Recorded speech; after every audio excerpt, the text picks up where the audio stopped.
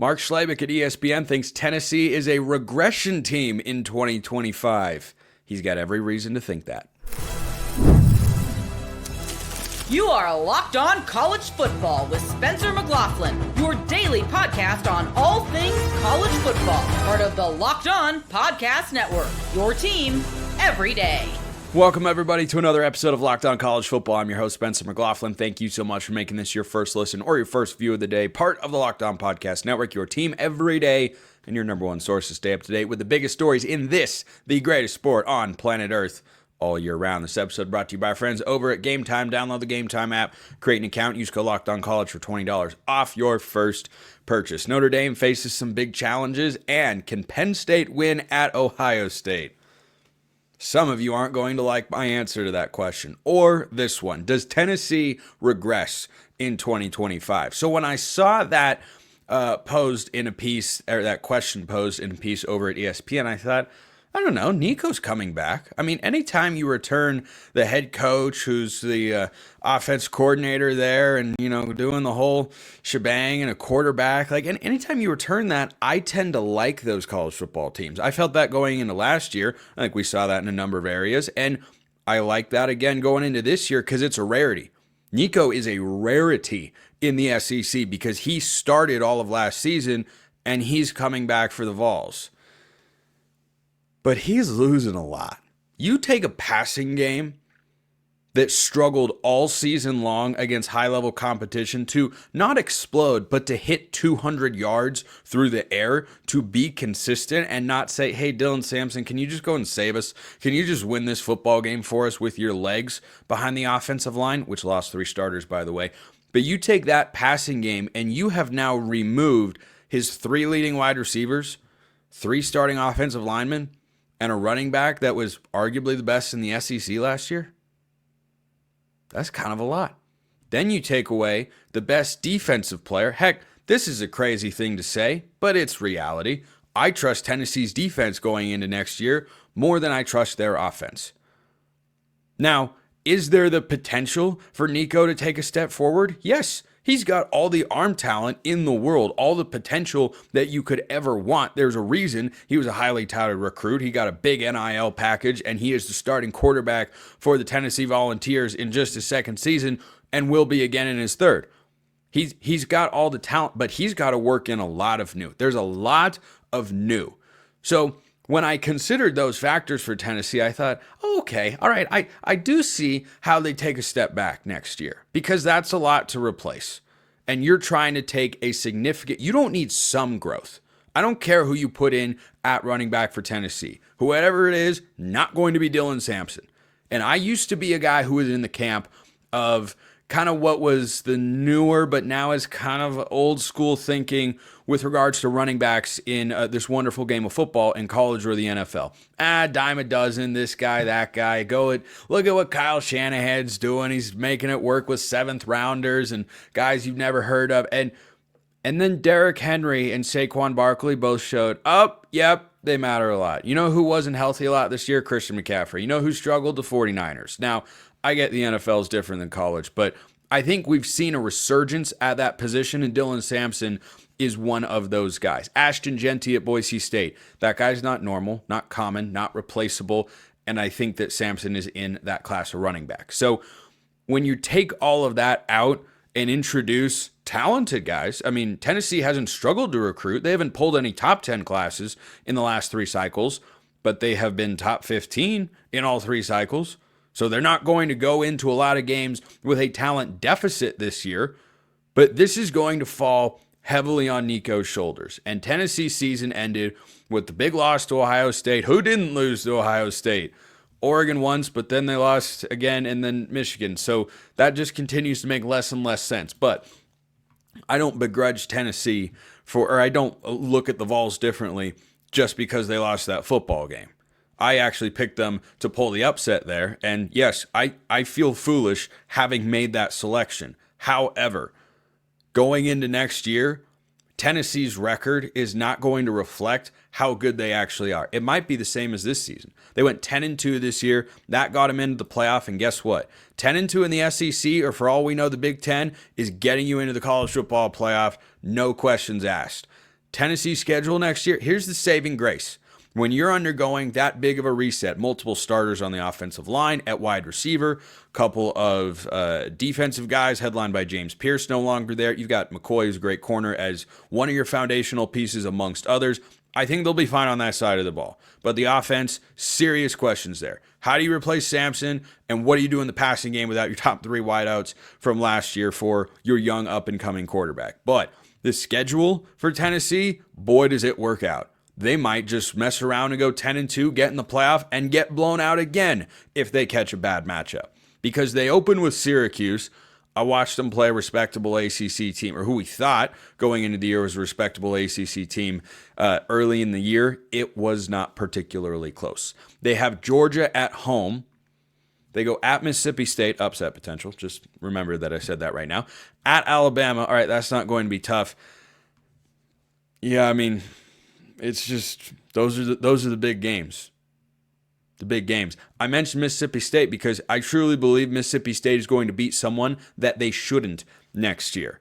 And Tennessee lost to a team they shouldn't have on the road this past year when they went to Fayetteville as about a 2-touchdown favorite and lost outright to Arkansas. And Nico made a young freshman mistake where he didn't throw the ball at the very end of the game and time ran out and Woo Pig Sooie got to go crazy there. But the rest of the schedule for Tennessee, I mean, Arkansas is at home this year.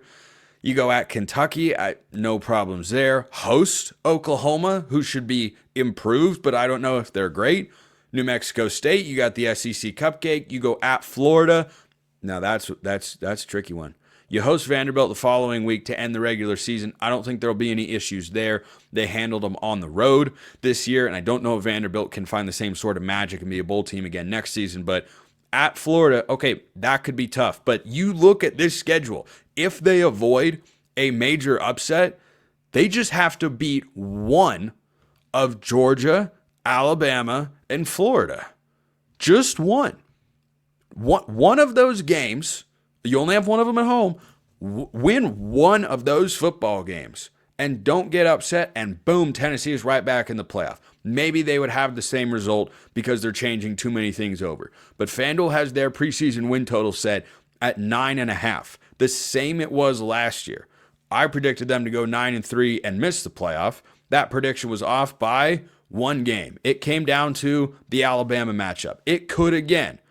They had them at home in 24. They have to go to Tuscaloosa in 25. But this schedule is not going to be a world beater. It is not a Florida level schedule or what Miami, I think, got in the ACC equivalent of something that is incredibly difficult. This is wildly manageable. Nico's got another year under his belt. So I fully understand where Schlabach is coming from saying, hey, Tennessee has every ability to pull back next year. But I don't think they're pulling all the way back to where they're losing to Arkansas at home, where they're incapable of being Florida on the road. I know it's been a house of horrors there at times in Gainesville for the Vols, but man, that just doesn't seem like the craziest proposition in the world. So I'm very interested in Tennessee next year. Very interested indeed. And to hear your thoughts, drop them in the YouTube comments or hit me up on Twitter at smclaughlincfb. So, you know who faces a real challenge next year? You want to talk regression candidates? Notre Dame. You want to talk excelling candidates? Game Time. Attending NFL playoff games or college football playoff games is an experience like no other. If you want to do that in the future or go to any other sort of event, I encourage you to check out Game Time. Game Time has Game Time Picks, which filters out the fluff to show you only the best deals on great seats so you can focus on what matters. Being there and making unforgettable experiences at sports, comedy events, whatever you want. I recently saw that Shane Gillis is coming close to my neck of the woods in March, and I looked up tickets. I toggled in on the all-in pricing feature, which is maybe the best thing that Game Time has. I called my buddy, said, hey, this is what it would cost, all included, because you don't have to wait until checkout to see what the price would actually be. That's one of many great features that Game Time has. And guess what? We're locked, loaded, and ready to go. Take the guesswork out of buying tickets with Game Time. Download the Game Time app, create an account, use code LOCKEDONCollege for $20 off your first purchase. Terms apply. Again, create an account, redeem code LOCKEDONCOLLEGE. That's LOCKEDONCollege for $20 off. Download Game Time today. Last minute tickets, lowest price guaranteed. So Notre Dame has its new defensive coordinator, and I think Chris Ash is a rock-solid hire, and I will explain why I like it later. First, though, I'm going to explain that he and Marcus Freeman are facing an uphill battle to repeat their playoff appearance in 2025. So Notre Dame is, of course, the unicorn of college football. They don't have a conference. They have their own media rights deal. Nobody else has that, but they are treated as a Power 4 team, understandably. They play a Power 4 caliber schedule, but they don't have a conference championship game. So there's no automatic berth. I think Notre Dame is someone who you should look at with their FanDuel win total of 10.5 and say, hammer the under here. Because remember, they went 11-1 this past season with that one loss being to Northern Illinois. Inexplicably, they were 28.5-point favorites in that game.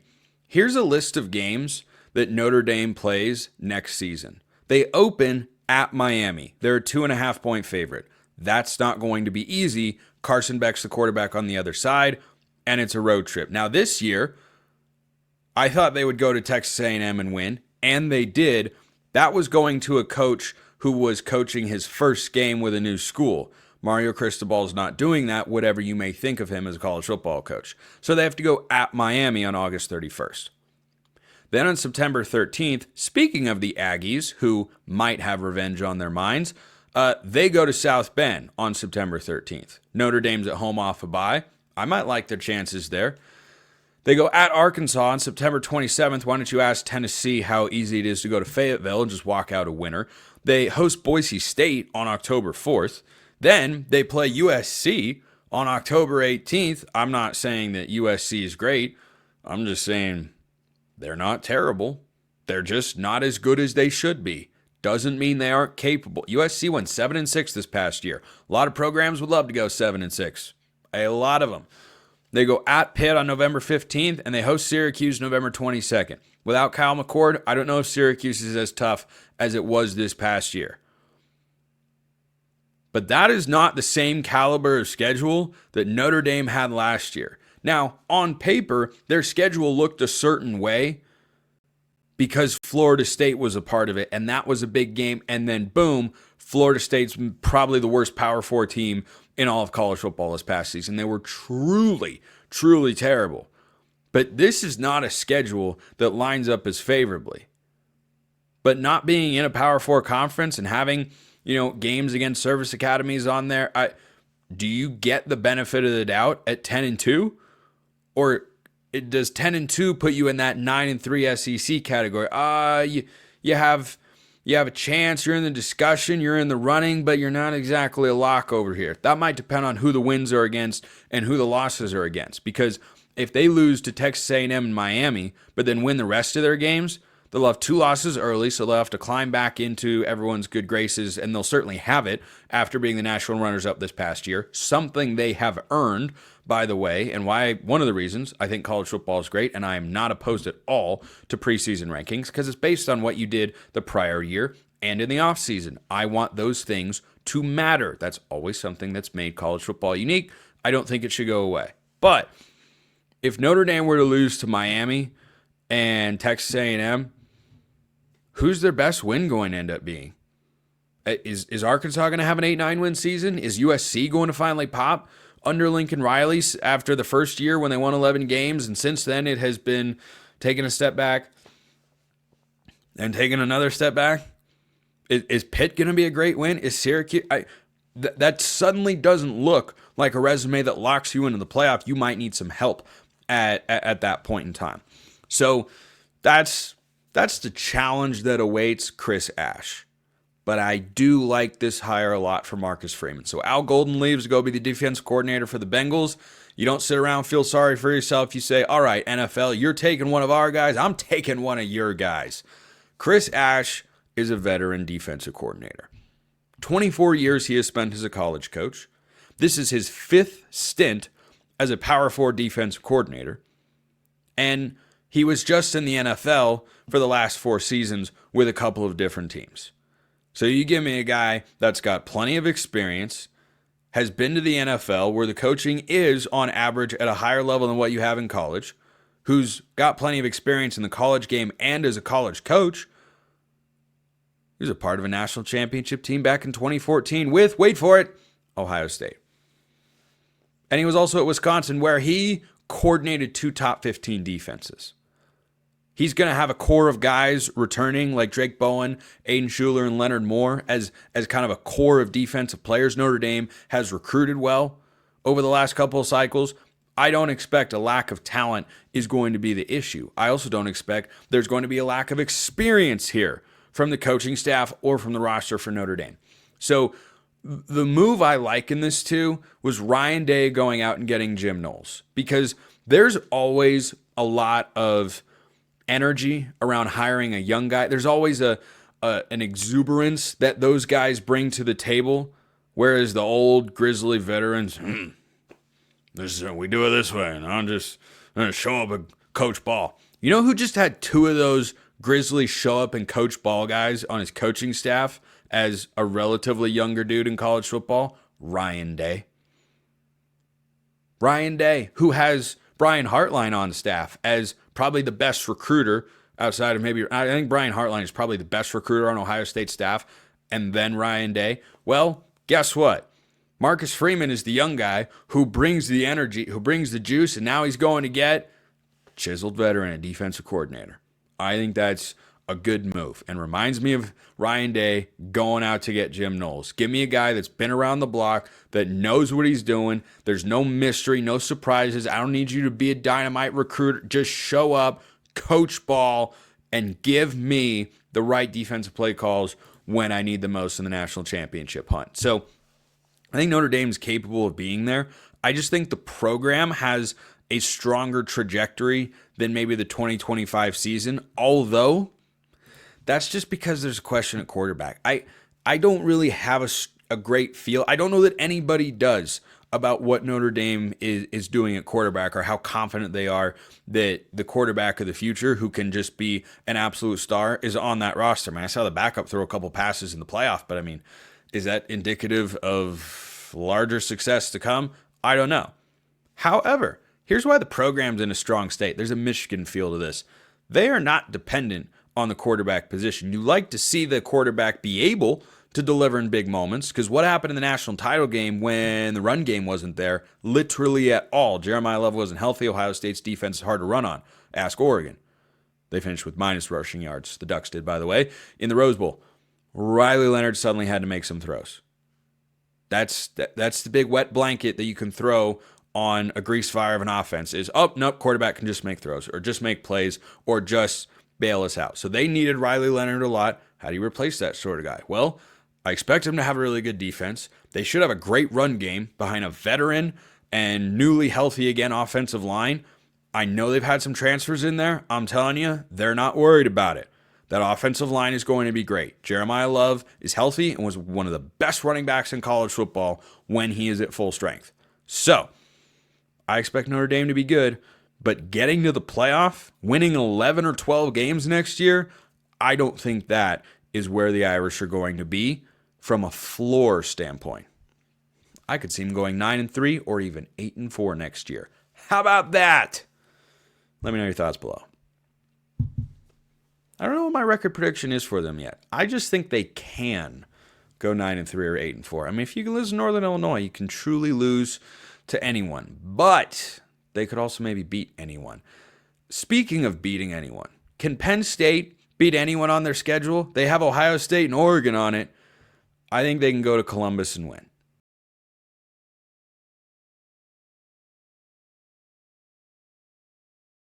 Perhaps I am a fool for believing such things, but the idea that James Franklin could go to Columbus and win isn't totally crazy to me.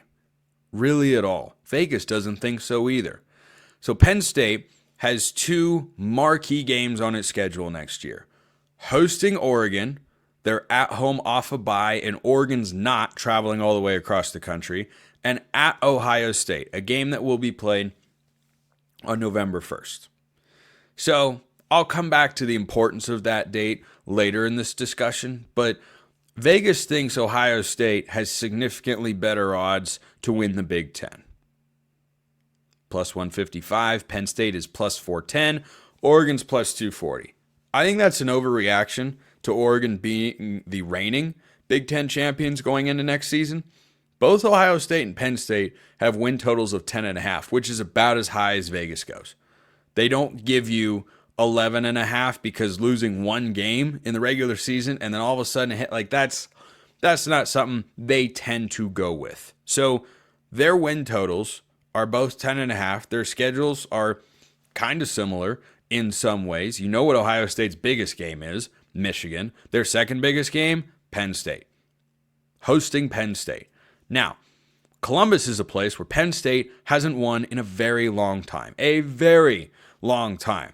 Get this. The last time the Nittany Lions went to the Horseshoe and walked out winners was November 19th, 2011. That's 14 years ago. Do you know, can you tell me for that game, who was the head coach in that game for the Ohio State University Buckeyes? Who was it? Okay, time's up. That would be interim head coach Luke Fickell. That is the last head coach to lose to Penn State as the head coach of the Buckeyes on their home field. And yet, I think this can happen anyway. Two reasons why. Number one, Ohio State has recruited at a high level and their roster's going to be really good. But they're losing a lot. There is no other way to slice it. Oregon's in the same camp, by the way. And for Penn State, they are not losing nearly or anywhere close to the depth of impact players as Ohio State and Oregon are from this past season. It really isn't close. Yes, Penn State is losing Abdul Carter. They saw a couple of wide receivers go out the door. I think that might be addition by subtraction for their passing game. They're losing Tyler Warren. That's a huge part of it. 100%. Ohio State from this past year's team is losing guys all over the place. Lathan Ransom, done. Cody Simon, gone. Jack Sawyer, who, I don't know, clinched the Texas game. JT Tuimoloau out, who once upon a time took over a Penn State game in Happy Valley a couple of seasons ago and almost single-handedly won it by just wrecking Penn State's offense, including scoring a touchdown. Ohio State is returning Caleb Downs and Jeremiah Smith and Carnell Tate. That's two high-level receivers, one of whom is the best in all of college football, and Caleb Downs, probably the best overall defensive player in college football. They are top 10 picks. Great starting point. Great core. They have a lot to replace. On the defensive line, on the offensive line, guys like Donovan Jackson aren't there anymore. There are serious losses there. Serious losses. Oregon's in the same camp. Oregon is losing 3 starting offensive linemen, 2 linebackers, one of whom was a starter, one of whom was not, 3 defensive linemen, 6 DBs, 2 receivers, and 2 tight ends. And their quarterback, and their starting running back. Now, they have the ability, through their high school recruiting and transfer portal moves, to be able to have guys that are above average starters going into next season. But anybody who was on that roster this past year that's going to play a bigger role for Oregon, Ohio State this season wasn't starting this year for a reason. So that's because the guys ahead of them were better and more experienced, and we watched them win a national championship because of it. So Ohio State's roster is not going to be as good as it was this past year. Will still be one of the best in the Big Ten. I'd still probably tag them as the favorites. I'm just here saying Penn State winning this game isn't crazy. If you look past, which most people won't, and I understand that, most people will not look past James Franklin in a big game. That's no good. All right, fine. You wanna hang your hat on that? There's a lot of data to support that. It's why I didn't pick Penn State to beat Notre Dame in the playoff. I'm like, I don't know that I trust Penn State in the spot. Well, this is at least going to be the best opportunity Penn State will have had to beat Ohio State since they last did in 2016, and certainly on the road, which they haven't done since 2011. Because Penn State is bringing back Drew Aller at quarterback, both running backs, Katron Allen, Nick Singleton, several offensive linemen from a unit that was quite good, 3 studs on defense, including A.J. Harris, who's a future first-round pick at cornerback. The core of guys that they have is incredibly, incredibly strong. One portal addition I don't want to go overlook for Ohio State, Max Clare, tight end from Purdue. Watch out. Watch out for that guy. Could be a really big factor for who exactly? Oh, that's right. We don't know. So I've got Drew Aller going into another year as Penn State starter, his second year in Andy Kotelnicki's offense. And on the other side, I've got Julian Sayin? I guess. Maybe, possibly, yes, no. It won't be Devin Brown. It won't be Aaron Nolan. It won't be Will Howard. Those were 3 of the 5 guys in the quarterback room this past season. So I guess it'll be Sayin. Now, here's the good news for Ohio State in this spot. Not just that they are at home, but this game is being played on November 1st. So whoever their new quarterback is, young guy, or maybe they go get Jaden Rashad. That's not... I'm just spitballing here. Whoever it is at quarterback for Ohio State, let's say it's Sayin, who I have never seen him throw a pass before. I know other people have, but in a meaningful spot, he hasn't done it.